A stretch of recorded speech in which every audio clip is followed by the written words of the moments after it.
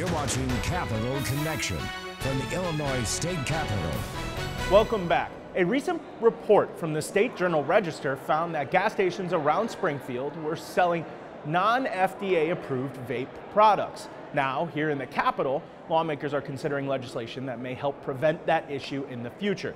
Joining us now is Josh Sharp, the CEO of the Illinois Fuel and Retailers Association. Josh, thank you so much for joining us. Thanks for having me here. Appreciate it. So, this bill that is being pushed through now would be essentially require distributors, gas stations to go back and double check on these FDA products. And I wonder, it's not every day you have a issue like this where there's potentially more not more regulation, but you guys are on board with this idea. We're very much in favor of this regulation.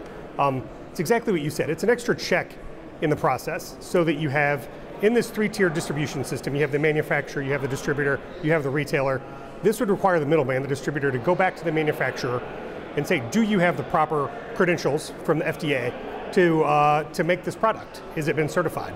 And if it has, it can be distributed, and if it hasn't, then you can't distribute the product. It's really that easy. I think a very important point for your viewers to know is that a lot of this regulation comes out of, if you remember, 4 or 5 years ago, we had a big vaping epidemic in this country. A lot of people died. Turned out that those were illicit market THC cartridges. So the FDA got involved in regulating the marketplace then. They were supposed to have by now promulgated rules for what these products look like and who can, the ways they can be distributed and the retailers that can have them, and they haven't done that. So this law would just make sure that the middleman goes back to the manufacturer, says you have the proper paperwork and these products are legal.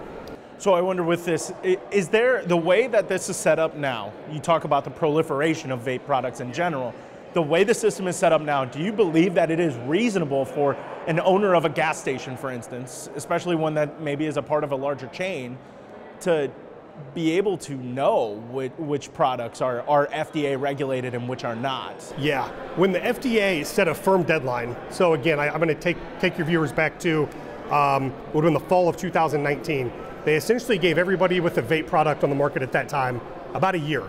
The deadline was September 9th, 2020. You had to submit your PMTA application to the FDA. Hundreds, probably thousands of vape manufacturers did that. Once they did that, the door closed for entry, and we were supposed to not have any more products come on the market. Well, because the FDA has failed to act, in the last 4 years, we've seen tens of thousands of products come onto the market, and us as retailers, we don't know exactly when that product entered the marketplace. And that trigger, when the product entered the marketplace, is key for regulation, because right now there's two sources of law for vape products and when they're legal. One is the FDA's authorized list. Pull up the authorized list. It's on FDA.gov. It's about 48 products. If you're a retailer, boom, find your product on there. It's legal. The other question then for legality becomes, when did this product enter the marketplace? I don't know any other product that's out there where a retailer has to figure out when it came onto the marketplace. If it was on the marketplace and they put in for their PMTA by that September 9th, 2020 deadline, it's technically legal. But we have no idea. We can't sort through those tens of thousands of products, especially everything that comes to us from a distributor. That's why we want distributors, again, to go back to the manufacturer and say, ask two questions. Do you have a valid PMTA? And if you do, it's legal. Or have you at least applied for one? And even if you've applied for one, the product is still legal. But we don't know the answer to those questions with all the thousands of products that are on the marketplace right now. If you can take me into the business a little bit and just help me understand. So if I walk into a gas station and see all these products on the shelves, what role does the distributor play in that? And does the owner of that gas station have a choice on each individual product that's on their shelves? How does that work? Great question. Yes, we do have a choice in the products that we carry, and the distributor plays a huge role in the products that ultimately come to us. We buy from distributors. That's where we get most of our product line from. We would hope that most distributors would carry products that they've at least sort of checked themselves and they know are legal.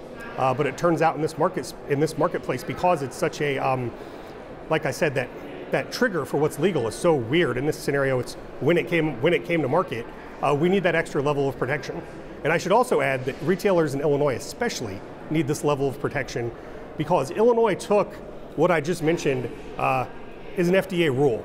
And the FDA rule said September 9th, 2020, if you have not at least applied for, we'll just say, it's called a PMTA, but we'll just call it a license to sell these products. And if you haven't at least applied for it, or you've been granted one by then, you shouldn't sell it. That's an FDA rule. Illinois took that rule and made it a very aggressive criminal statute. So it's actually a class 4 felony in Illinois to sell these products. So, well, I think a lot of people think, well, the FDA has got a rule, that's fine. No, in the state of Illinois, it's a felony. So as retailers, we're asking the state of Illinois to help.